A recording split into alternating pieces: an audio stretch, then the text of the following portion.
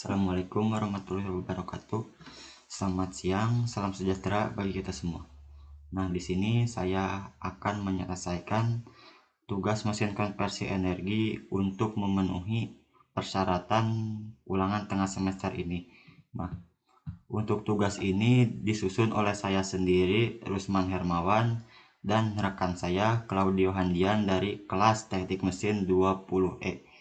Nah, selanjutnya di sini kita akan menjelaskan tentang analisis sebagaimana efektifnya itu mesin bensin terhadap kendaraan. Nah, untuk yang kedua, analisis mana yang lebih baik digunakan sebagai pembangkit listrik antara turbin gas dan turbin uap. Nah, untuk yang ketiga, AC dapat digunakan sebagai pendingin atau pemanas ruangan yang lebih efisien bila diasumsikan lokasinya tersebut di Tokyo, Jepang. Nah, pertama di sini saya akan menjelaskan tentang analisis penggunaan mesin bensin. Nah, jadi mesin bensin itu apa sih? Mesin bensin itu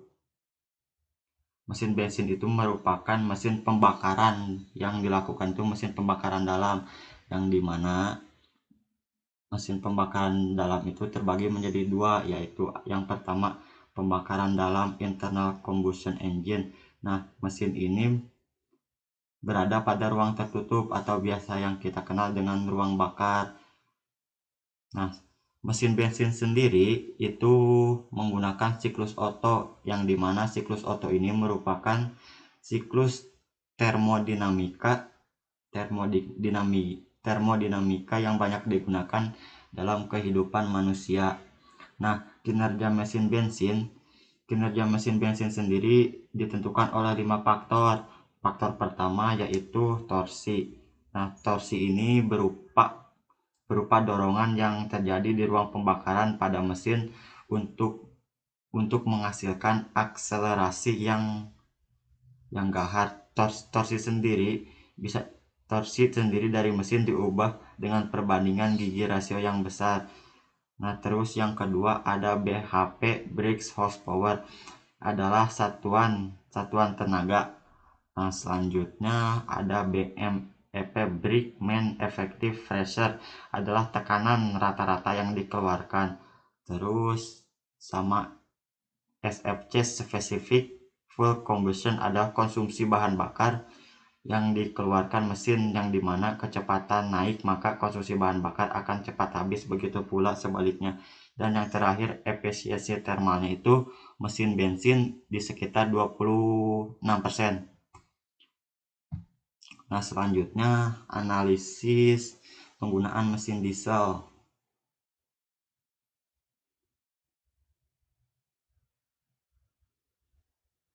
Nah, pada mesin diesel sendiri, mesin diesel menggunakan dengan siklus diesel. Yang pertama, mesin diesel merupakan mesin pembakaran yang bekerja dengan prinsip combustion ignition.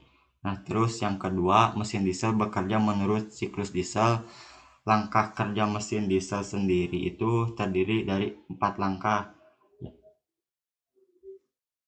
4 langkah. Yang pertama, langkah isap, langkah kompresi, dan langkah kerja ekspansi, dan langkah buang. Nah, untuk langkah isap sendiri itu udara dimasukkan ke dalam silinder, yang kemudian piston akan membentuk kevakuman di dalam silinder seperti sama yang terjadi pada mesin bensin. Terus langkah konversi. Nah, pada langkah kompresi ini merupakan kebalikan dari langkah isap. Pada kompresi, piston bergerak dari objek B ke A. Pada saat ini kedua katup hisap buang tertutup. Nah, untuk hisap selama langkah ini, kemudian piston mencapai titik pusatnya. Terus langkah ekspansi. Nah, pada langkah ekspansi, energi pembakarannya mengekspansikan dengan cepat sehingga piston terdorong ke bawah. Terus yang terakhir, langkah buang. Nah, pada langkah buang, piston menuju ke katup buang akan terbuka dan gas sisa hasil pembakaran akan dikeluarkan melalui katup saat piston bergerak ke atas. Nah, selanjutnya Kesimpulan, mesin bensin itu sangat cocok digunakan untuk kendaraan ringan seperti motor, mobil, karena pada kendaraan motor atau mobil tidak memerlukan torsi yang cukup besar untuk tenaganya sendiri. Nah, untuk mesin diesel lebih efektif digunakan sebagai mesin kendaraan besar seperti truk dan bus. Kemampuannya dalam menempuh perjalanan jauh dengan berbagai medan sangat cocok dan ditopang dengan torsi yang mumpuni sendiri. Nah, untuk nomor 2 di sini saya akan menganalisis efektivitas turbin gas dan turbin uap. Nah, yang pertama kita berfokus kepada turbin gas, turbin uap dulu.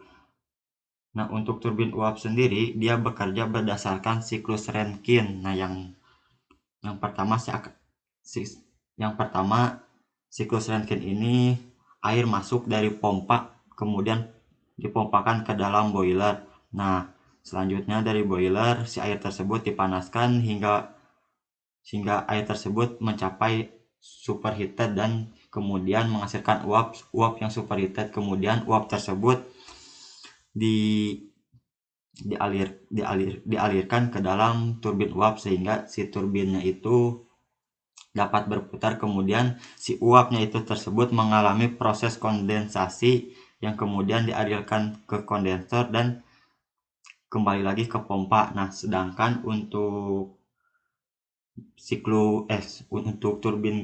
turbin gas sendiri menggunakan siklus Brayton, yang dimana siklus Brayton ini bekerja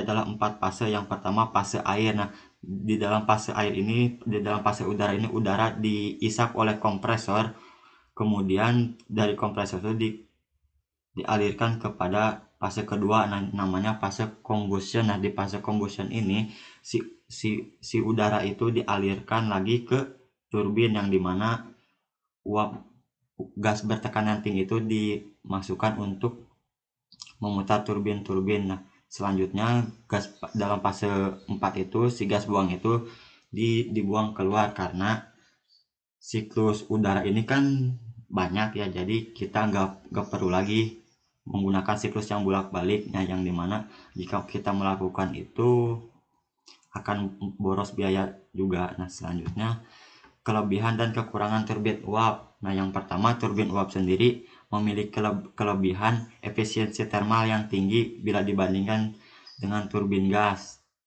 Terus yang kedua, rasio power lebih tinggi daripada turbin gas.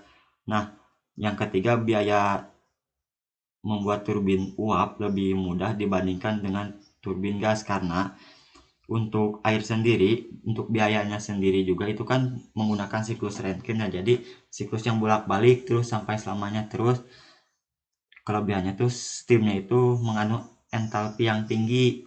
Nah, untuk yang kekurangannya, biasanya turbin uap itu untuk biaya maintenance-nya itu relatif lebih tinggi jika dibandingkan dengan turbin gas, dan juga tekanan operasinya lebih tinggi daripada turbin gas. Nah, yang ketiga, turbin uap ini kurang responsif. Nah, yang dimana turbin uap ini akan bekerja secara efektif apabila si turbin itu sudah dalam keadaan yang beroperasi secara lama.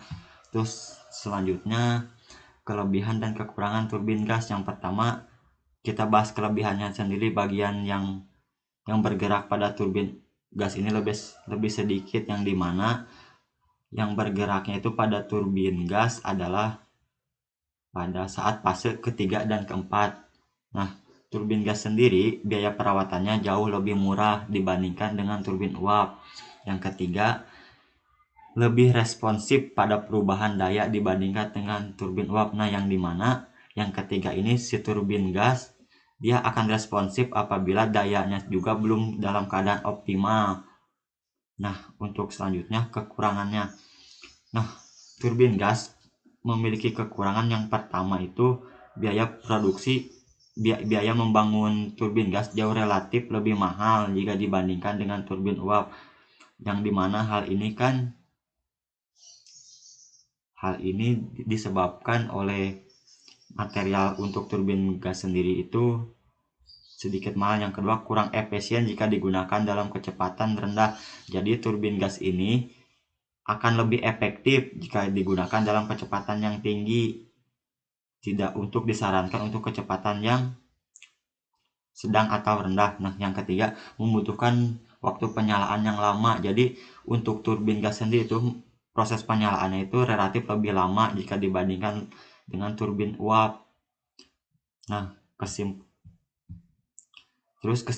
kesimpulannya menurut saya turbin gas lebih efisiensi jika dibandingkan dengan turbin uap karena operasi turbin gas lebih tinggi dibandingkan dengan turbin uap. Nah, untuk uapnya sendiri pada turbin gas itu 1500 derajat dan pada turbin uap hanya mencapai 500 derajat untuk efisiensinya sendiri. Dan juga karena turbin gas itu kan udara ya, jadi untuk biaya produksinya itu udara kita tinggal ambil aja. Kalau turbin uap kan kita harus menyediakan air, menyediakan kondensor, sedangkan pada turbin gas sendiri kita tinggal ambil udara yang ada di sekitar aja, tinggal disedot melalui kompresor dan dialirkan lagi ke turbin. Nah, selanjutnya begitu.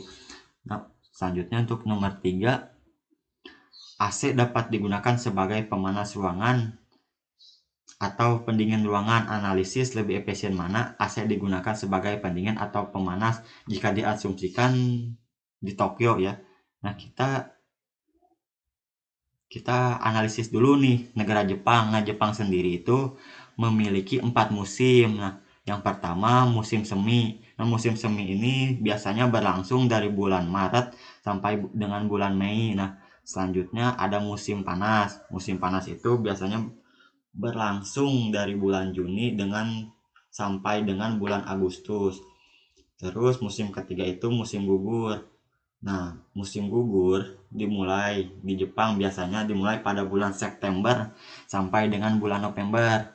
Selanjutnya musim dingin. Nah, pada musim dingin di Jepang itu berlangsung dari bulan Desember hingga bulan Februari. Nah, kita asumsikan ini suhu Tokyo di tahun 2021 yang dikeluarkan oleh IDX Water ya.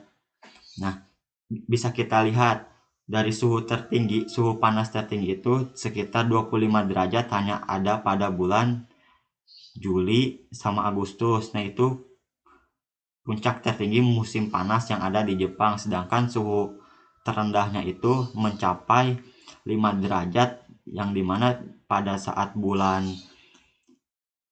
Desember, Januari sama Februari itu suhu di Jepang mencapai rata-rata suhu terdingin itu mencapai 5 derajat. Nah, dari suhu Tokyo tahun 2021 ini dapat saya simpulkan bahwa di Jepang itu lebih efektif untuk AC sendiri lebih efektif digunakan sebagai mesin penghangat ruangan, bukan sebagai pendingin, karena di Jepang rata-rata musim suhu di bawah 15 derajat itu mencapai 6 bulan, sedangkan untuk suhu panasnya sendiri hanya terjadi di bulan Juni, Juli, Agustus sama September. Jadi lebih efektif digunakan sebagai penghangat ruangan. Mungkin segitu yang bisa saya jelaskan pada video ini. Semoga video ini dapat bermanfaat bagi kita semua. Saya akhiri, wabillahi taufiq wal hidayah. Wassalamualaikum warahmatullahi wabarakatuh.